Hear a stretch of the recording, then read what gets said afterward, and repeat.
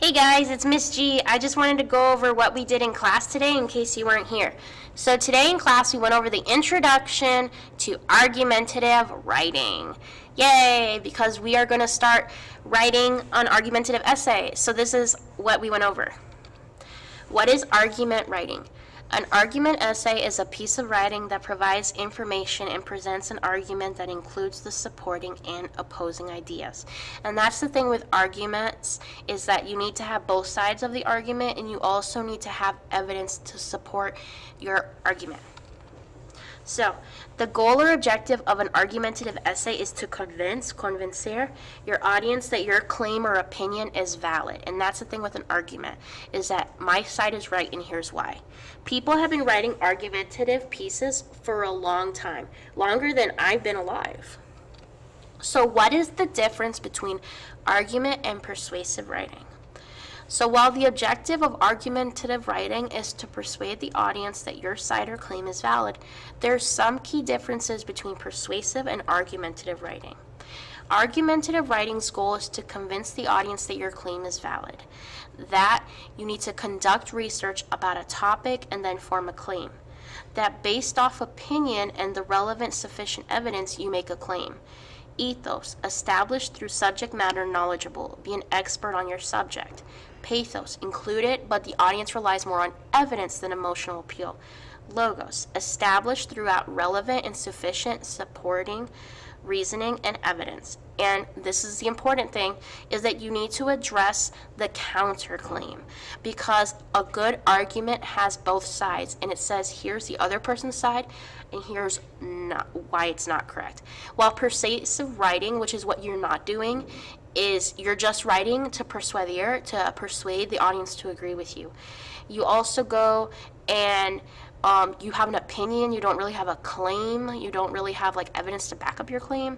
And in persuasive writing, it's based on opinion and it doesn't have the evidence to support it. Ethos is included, but the author may not present relevant and sufficient evidence to be considered an expert. Pathos, the author relies heavily on the appeal to the audience's emotions. Logos is included, but they may not be enough relevant or sufficient evidence, and other viewpoints may or may not include a counterclaim. And so persuasive writing is what you guys did in middle school, and it's important to not do that. It's important to concentrate on argumentative writing, which is where you have a claim and you have evidence to back up your claim, and then you also have your counterclaim, which is the other side's arguments. So important terms for your writings. Remember purpose, the reason why you're writing. You're writing to convincer. Audience, the people who will read your writing. That's me, I'm your audience. Tone, the author's attitude toward the subject. So depending on your prompt in the articles you read, you won't know your tone until afterwards. Diction is the author's choice of words. Context, the political, social, and or historical climate during the time in which the piece was written. Subject, the topic that the writing is mostly about. Speaker or author, the person who wrote and or presented the piece. And that's you, because now you're going away from being a reader into being an author. So your purpose, why are you writing this piece? Why are you trying to achieve? And remember, you're trying to convince me in your argument, in your claim, and you're using evidence to convince me. Your audience. Remember, your audience is who do you want to read your writing. And for your essay, I'm your audience, so you have to remember that. Tone. How do you feel about the subject you are writing about? And you won't know the way you feel about the subject until you read the prompt and you read the text. So you don't know your tone yet, okay? Diction is what words will you use to convey your tone, what words will help you deliver the best message you can. So now at this point, we're going to look at the rhetorical triangle, and this is helpful to understand someone else's writing. We're looking at speaker, purpose, audience, subject, and context. So we're going to read a famous argumentative speech, some famous argumentative writing for you guys. So identify all of the elements of the rhetorical triangle for the selection on the next slide. You are trying to determine these elements. Speaker, purpose, audience, subject, and context. So this is a famous speech called the Gettysburg Address. "Fourscore and 7 years ago, our fathers brought forth on this great continent a new nation, conceived in liberty and dedicated to the proposition that all men are created equal. Now we are engaged in the great Civil War, testing whether that nation or any nation so conceived and dedicated can long endure. We are met on a great battlefield of that war. We have come to dedicate a portion of that field as a final resting place for those who here gave their lives that their nation might live. It is altogether fitting and proper that we should do this. But in a larger sense, we cannot dedicate, we cannot consecrate, we cannot hallow this ground. The brave men living and dead who struggled here have consecrated it. Far above our poor power to add or detract, the world will little know nor long remember what we say here, but it can never forget what they did here.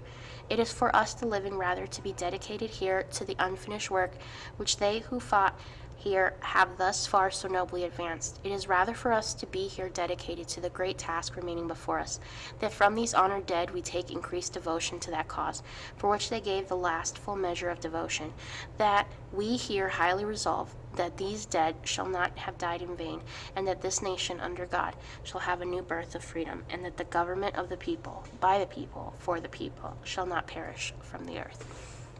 So remember, we're looking at speaker, purpose, audience, subject, and context. So the speaker is President Abraham Lincoln. That's who's speaking to us. The context, remember, that's the social, political. It happened during the U.S. Civil War. The purpose is to dedicate some of the field as a final resting place for soldiers who gave their lives. And so he is trying to convince that, remember, this should be a holy place, that nothing should be built there, and that we should remember the people that lost their lives. The audience is all the U.S. citizen people present at the speech. And finally, the subject is, even though the U.S. is experiencing a difficult time, this country and government, which was founded on liberty, will continue to exist. And that's the thing. He's making an argument that the U.S. is going through a difficult time, just like it goes through difficult times in the past, like with Dr. Martin Luther King, and in the current climate, it's a difficult time. And so the thing is, we can't forget what we were founded on: life, liberty, and the pursuit of happiness. And it's important to remember that. And that's what he's arguing. And this is why it's a famous argumentative speech. So at this point, I hope you guys, I see you guys soon. I hope you guys understand argumentative writing, because you are going to be writing an argumentative essay. And get your work done, because remember, the last day to submit assignments is December 11th. Bye, guys.